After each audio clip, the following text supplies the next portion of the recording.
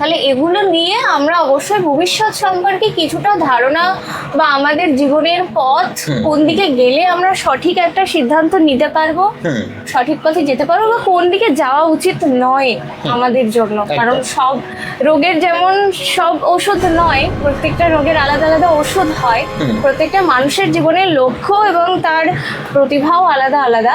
তো সেইটুকু জানার জন্য, বোঝার জন্য বোধহয় অ্যাস্ট্রোলজিটা বিশ্বাস করলে খুব একটা ক্ষতি হবে না। একদম। আরেকটা কথা ম্যাডাম আমি অ্যাড করবো, আপনি খুব সুন্দর বললেন, আরেকটা কথা অ্যাড করে দেবো, সেটা হচ্ছে দেখুন, অ্যাস্ট্রোলজিকে যদি প্রকৃত মানতে চান, ঈশ্বরকে আগে মানুন, ইউনিভার্সকে মানুন, যে দিন রাত্রি করছে এবং প্রতিনিয়ত যে আমরা বেঁচে আছি, আমাদের যে চোখ রয়েছে, আমরা যে শুনতে পাচ্ছি, আমরা যে দেখতে পাচ্ছি, আমরা যে ফিল করতে পারছি, প্রতি মুহূর্তে প্রতি সেকেন্ডে আমরা যে বেঁচে রয়েছি, সেই ঈশ্বরের যদি আনুকূল্যকে আমরা ফিল করতে পারি, ঈশ্বরকে যদি প্রকৃত মানতে পারি, যে এই যে একটা কত কিছু ঠিকভাবে চলছে বলে, কত কিছু পারফেক্টলি ভাবে চলছে বলে আমরা বেঁচে রয়েছি, একটা সামান্য কিছু পরিবর্তন একদম সুনামির মতো কত মানুষের মৃত্যু হাহাকার করে দিতে পারে।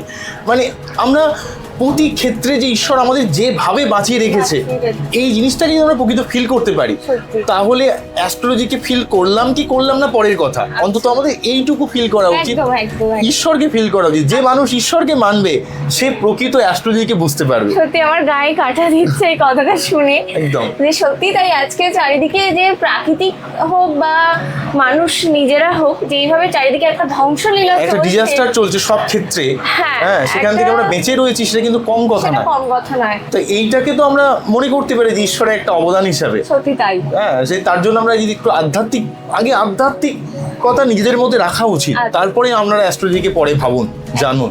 কারণ প্রকৃত যদি আধ্যাত্মিক হতে পারে, নিজেকে যদি প্রকৃত চিনতে পারে, নিজের স্ট্রেংথ, নিজের উইকনেসগুলোকে যদি আমরা প্রকৃত ফিল করতে পারি, অবশ্যই আমরা জীবনে অনেক দিক থেকে অনেক কিছু এগিয়ে যাব। আমাদের প্রতিটা মানুষের জীবনে যেমন অনেক কিছু পার্টিকুলার কিছু পাওয়ার আছে, কিছু স্ট্রেংথ রয়েছে, তেমন কিছু দুর্বলতা রয়েছে।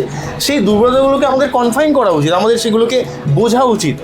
সেগুলোকে যখন আমরা নিজেকে চিনতে শিখবো, অ্যাকচুয়ালি আধ্যাত্মিকতাই বলি বা আমাদের মেডিটেশন বলি, যাই বলি না কেন, তা কিন্তু আমাদের মনকে আরও বেশি স্ট্রং করা, আমাদের নিজেদের মধ্যে যা দুর্বলতা রয়েছে সেগুলোকে আলটিমেটলি স্ট্রেংথে কনভার্ট করা।